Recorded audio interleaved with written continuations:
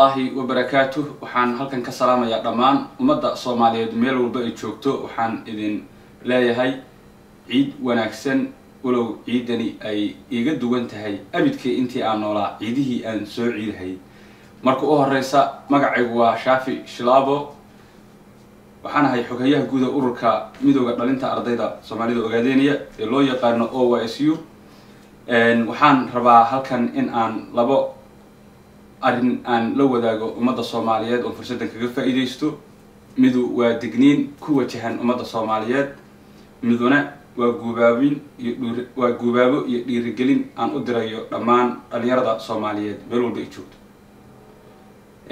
saad la wada socotaanba waxaa qalbigeena dhaawac adag uu soo gaaray muddo toddobaad aan arrintaas aan oola naalay waxaan idin sheegayaa saad la wada socotaanba arrinta walaalkeen halgama naftuhure Cabdikariin Sheekh Muuse mujtamaca Soomaaliyeed meel walba uu joogo arrinta watay ayay noqotay oo run ahaantii tiiraanyo ku reebtay iyo murugo wax yar haddii aan kormaro taariikhda halgama naftuhure Cabdikariin Sheekh Muuse wuxuu ahaa muwaadin Soomaaliyeed ummadda Soomaaliyeed ku dhex lahaa sharaf iyo cisi halgama Cabdikariin Sheekh Muuse wuxuu kamid ahaa ciidankii difaaca qaranka Soomaaliyeed guutada 21aad halgama Cabdikariin Sheekh Muuse wuxuu ka qayb galay difaaca dalka Soomaaliyeed isaga oo ku dhaawacmay dagaalkii u dhaxeeyay gumeysiga Itoobiya iyo wadanka Soomaaliya ee loo dagaalamayay soo celinta sharafta dhulka Soomaali galbeed naftuhure Cabdikariin Sheekh Muuse wuxuu halganka reer Ogaadeeniya iyo halganka Soomaaliyeed guud ahaan uu ku waayay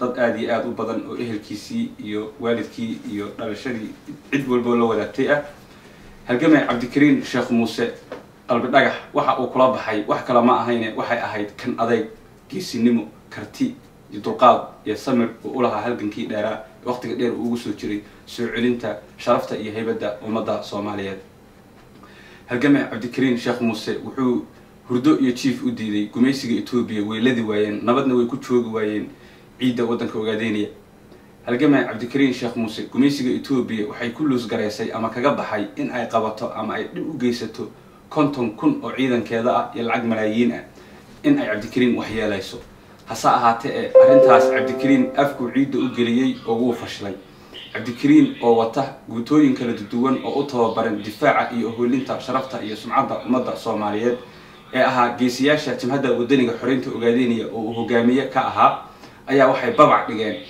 badbaadiyeen kor u qaadeen jiritaanka sharafta Soomaaliyeed wada socotaan dagaaladii gumeysiga Itoobiya ee ku soo qaaday wadanka Soomaaliya sanadkii 2006 wixii difaaca ku jiray barbar dhigay dhiig u horay naf ku waayay waxa qayb ka ahaa mas'uuliyiinta gobernimo doonka ONLF dhalinyaro halgamayaal Soomaali dhamaantiin waxaan idin la wadaagayaa fariin ku socota ummadda Soomaaliyeed oo digniin ah qabashadii halgama Cabdikariin Sheekh Muuse kadib waxa waqti badan oo dheer qaadatay jawaab cad in ay soo bixiso dawladda Soomaaliya ee ay hormuudka ka ahaayeen nimankii in khaaimay khiyaanada qaranna geystay waa farmaajo iyo khayr iyaga iyo gumeysiga Itoobiya waxay ku shuurayaan walow markii hore shuruud la'aan ay Cabdikariin dhiibeen in ay u gadmi weeday aragti iyo fikir ay la hor imaadaan mujtamaca Soomaaliyeed waxay ku soo qanciyeen gumeysiga Itoobiya in ay dhahaan Cabdikariin isaga rabitaankiisa isu dhiibay wada hadal baan ka shaqeynay Cabdikariin isaga naga codsaday in aan ku wareejino gumeysiga Itoobiya waxa la saadaalinayaa oo xoga rasmi aan ku helaynaa bari in la soo fariisin doono TV-yada gumeysiga Itoobiya halgama Cabdikariin Sheekh Muuse isaga oo jir dilan la daroogeeyay irbadana lagu dhuftay laguna khasbahayo in waxyaalo uusan raali ka ahayn oo qirto waad garan kartaan aqliga iyo garashuna Ilaahay ina siiyay fahma in la ina siro oo la ina shirqoola ayaa la rabaa Soomaaliyeed waad garan kartaa nin wada hadal iyo rabitaan kiisa ku socda sida ay tahay ninkani waa nin isdhaafsan oo qabiran gumeysi loo dhiibay oo la gatay miyaa wada hadal gali kara oo dawlad u gurgurtami kara iyo gumeysi ay sayeen waa may qaabka iyo wada hadallada u dhacaan waynu garanaynaa waxaan idinka digayaa arrintaasi in ayna farmaajo iyo khayr inagu hodin waxaan halkan fariin ooga dirahayaa oo la hadlayaa dhammaan dhalinyarada Soomaaliyeed mujtamaca Soomaaliyeed culimaa diinka Soomaaliyeed meel walba uu joogo awalan marka hore waxaan u mahad celinayaa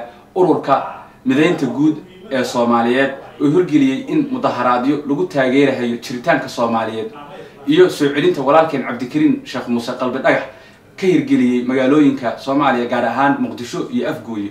waanu mahad celinayaa ururkaas dhalinyarada ah ee u taagan mideynta iyo isukeenka ummadda Soomaaliyeed meel walba ay joogto.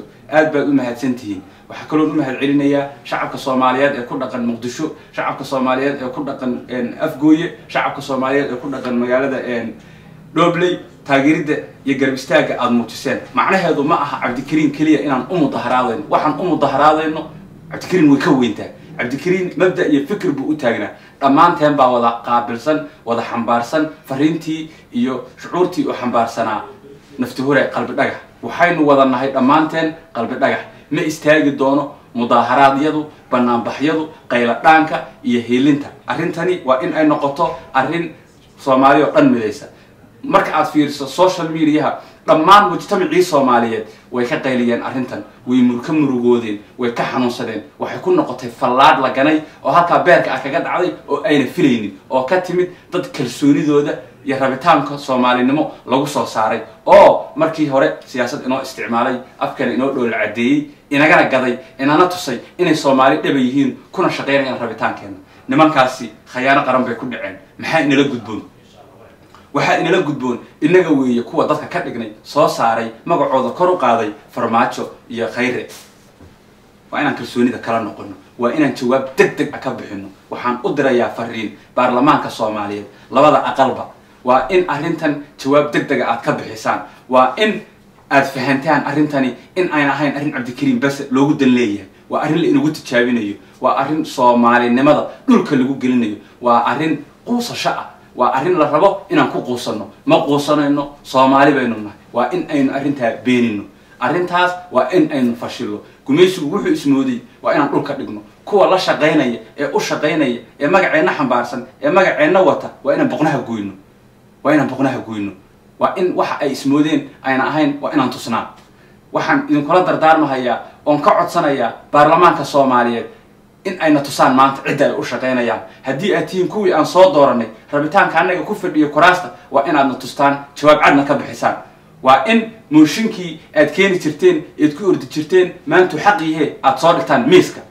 waa in Farmaajo iyo Khayre iyo Sambaloolshe iyo cid walba oo saameyn ku lahayd qabashada nafti hore Cabdikariin Sheekh Muuse waa in aan kala xisaabtano. waa in ciqaabteedana ay muteystaan.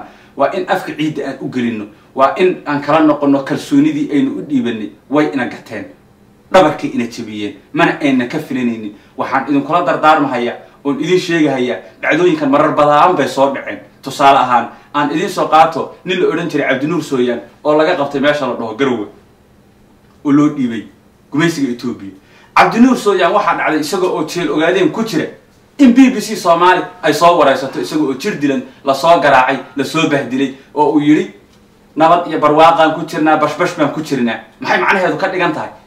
qayladhaan hadda aan dirahayo tii oo kale ayay sameyn doonaan idaacadaha u shaqeeya gumaysiga ee kuwa Soomaalidina ee gumaysiga u shaqeeyana ay qaybta ka yihiin. waa inaan la inagu dhalan doorinin, waa in aan la inagu sirin, waa inayna in hoos marin. waxa aynu waajib inagu ah in aynu diidno gumaysiga. jiritaanka ummadda Soomaaliyeed inaga ayay inagu xidhan tahay dhalinyaroy, in aynu kor u qaadno. kuwa dhabarkeena ku jira waa in aynu u heelino. maanta waa la ina tijaabinayaa, maanta waa la ina qiimeynayaa jawaabta aynu bixino.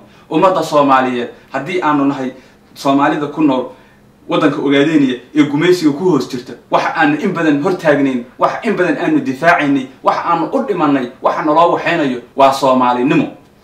waa in aadna tustaan kalsooni buuxda, waa in aadna garab istaagtaan. haddii jawaab cad arrimahan dhacaya aad ka bixin weydaan, Soomaali xisaab halka ka dambeeyo. shakhsi walba oo Soomaaliyeed, muwaadin walba oo Soomaaliyeed xisaabta uu geysto waanu la xisaabtamaynaa. waana wax meel noogu qoran, waana waxaan ogaan doono, waana waxaan niyadda gashanayno. waxaan u baaqahayaa dhalinyarada Soomaaliyeed, waxaan u baaqahayaa culimaa diinka Soomaaliyeed, waxaan u baaqahayaa aqoonyahanka Soomaaliyeed, waxaan u baaqahayaa ciidanka qaranka Soomaaliyeed, waxaan u baaqahayaa booliska Soomaaliyeed, waxaan u baaqayaa muwaadin walba oo Soomaaliyeed in uu u istaago Soomaalinimada. arrintan ma aha arrin annaga basna lagu durahayo. arrintan ma aha arrin Ogaadeenaya u khaasa. arrintan waa Soomaalinimo. war waa la idin tijaabinayaa. war wallaahi oo billaahi oo tallaahi waa la idin tijaabinaya. in badan baan idinka hortaagnayn.